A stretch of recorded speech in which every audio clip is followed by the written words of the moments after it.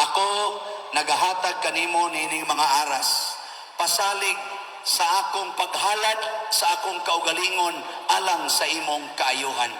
Sa ngalan sa Amahan, sa Anak, ug sa Espiritu Santo. In English, I give you this array as pledge of my dedication to your welfare. In the name of the Father, the Son, and the Holy Spirit. Nya mudawat din ang babae, and I accept them. Kasabot mo, ana? Muna'y equality. Pasabot, ang lalaki maogyoy maningkamot alang sa kaayuhan sa babae. Ang babae mudawat sad sa gihatag nga kaayuhan sa lalaki. Akaron inigbutan bilo. Igbutan bilo. Kinsa mang ulo ang tungtungan, tabunan og bilo. Laki, babae. Babae, tabunan. Ang lalaki, aris abaga. Nga naman, kaya ang lalaki na ay authority, siya ay tighimog desisyon sa pamilya. Muna ang head, decision maker. Ang babae gitabunan, nga naman, wa na kay decision making power. Kasaban ko rong doktora ni. Karon, ikonik ning duha. You are no longer two, but one flesh in the eyes of God. And since you are one flesh, there must be one head. Lisod kayo, one flesh with two heads. Kung sa'y tawag ni mo, anak, laktaw nga usaray lawas, duha ka buko. Murag monster. May ginang, usa ka ulo, usa ka lawas. Karon, kay wala may decision-making capacity ang babae sa atong sakramentos kaminyoon. Unsa may mahimos babae? Suggestion. Suggest. I-suggest nimo ang imong gihunahuna, pero dili na final unless your husband will say, okay na ko ana. Digan nimo ingon imong husband, okay ko ana, dili sad na mahimong ma-executed. Ako mo. So ang babae, tig-suggest. Ang lalaki, tig-himog desisyon. Ang desisyon sa bana, kinahanglan para sa kaayuhan sa asawa. Dili iyang kaayuhan sa asawa. Nakaroon ng sawang man pagsiguros bana ng iyang desisyon, makaayo sa iyang asawa.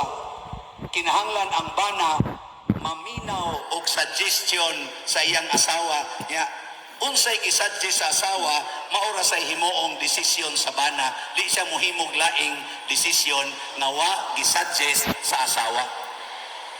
Pasabot, ang asawa mao'y muhatag sa options, ang bana mao'y muhatag og desisyon. Example, anniversary ninyo, moingon ang asawa dong, nindot unta natay anniversary ba, pwede mag-outing ta? Asa man, aton tatas Boracay, yung mga bana, napay laing opsyon. Sa pwede sa do, Panglaw, sa napay laing opsyon. Pwede na sa godog, mangaon na lang butas gawas, sa ila kanang sikat-sikat nga restaurant, ang sa pagilaing opsyon, naman ang bana, siya pwede ragod og mag-spaghetti ta din basta mag-gather lang tantanan. Sige, give me one day to finalize my decision. Pagkaugma, ningon ding bana, pangumpra na nga itong lutoon og spaghetti day para sa atong anniversary. Siya, di dito nga tos Boracay, siya, kato lang nga option ako kay minus pamantag income. Di ba? Pagsunod, suggest sa ka, pagka 25 years ninyo, wala ni mo giapil ang Boracay.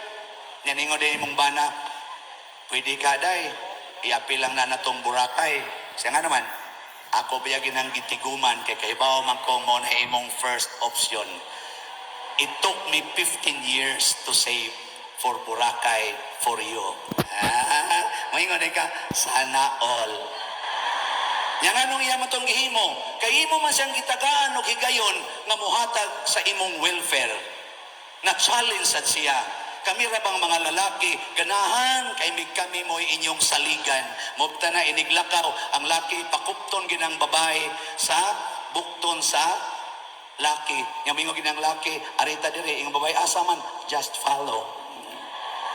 Ana. Ganahan kay mi ana, pero inyo gani ming kuan-kuanon, sa nga na, kontra-kontrahon, mugawas ang amo, kunuhay pagkalalaki. Ako nakauyab ako na po sa una, wadyo ko'y uyab nga nagmahay. Katulong ko nag-set og minyo. December 10, 1990, ang sunod June 1992, ang sunod June 1995. With three different, last, kato akong uyab nga ikawalo, ikasiyam, o ikanapo. Mote akong ikanagminyo. Pinangga kay nako silang tanan. Hangtod karon magpangita pa sila nako. Di ko nila malimtan ang ilang natilawan diri nako. O sa may una na kong ipatilaw nila to preserve their virginity and purity. Wa gid nako sila hilabti sexually. Bisan pag sila na mo ini offer nako, ako gitong gi salikway kay ni commit ko sa akong self nga ang first nako nga sexual act should be done after marriage in the church. Muna karon, nagmahay ba ako? Napuog itong niagi, wagi usawa. Pero at the same time, proud pod ko nga napari kay makamao kong motodlo, mga lalaki, please care the virginity and purity of our women. Ayaw ayaw pahimusli. Pugong, ladok lang, ladok slawat. Ladok lang yun. Yung di nagyong madagladok, isuka lang, isuka. Ay daghana yung kayo ba? Daghana kayong laway, agas, nagmayo. Isuka lang. Ay lang yung pahimusli. Nga naman, by doing it, na-honor nato ang dignity sa mga babae, nahatagan sa nato silang taas na dignity, taas na honor, nga ilang ikapasigarbo throughout their lives. O kita sa mga lalaki, it's an honor to be able to control our passions. Nga naman, kanay tinuod lalaki, kamaong mupugong. Kanay tinuod nga lalaki, kusgan nga mupugong against temptation. That's all. Happy Women's Month.